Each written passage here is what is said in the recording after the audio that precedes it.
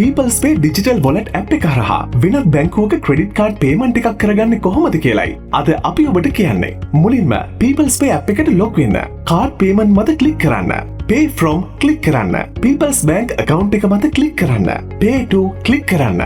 New payment add කරන්න. Banks මත click කරන්න. ඔබට අවශ්‍ය බැංකුව සිලෙක්ට් කරන්න. ඊළඟට කාඩ් ටයිප් එක, කාඩ් නම්බර් එක, කාඩ් හෝල්ඩර් නේම් එක සහ amount එක ෆිල් කරන්න. අද බැංක් එකේ ක්‍රෙඩිට් කාඩ් ඩීටේල්ස් මේ විදිහට ෆිල් කරන්න. දැන් පහළ ඇති කොටුව මත ටික් එකක් යොදා ඔබට පුළුවන් මේ කාඩ් නම්බර් එක සේව් කරලා තියාගන්න. දැන් Pay මත ක්ලික් කරන්න. මේ විදිහට transaction confirmation එක ඔබට පෙන්වනවා. විස්තර හොඳින් කියවා confirm මත ක්ලික් කරන්න.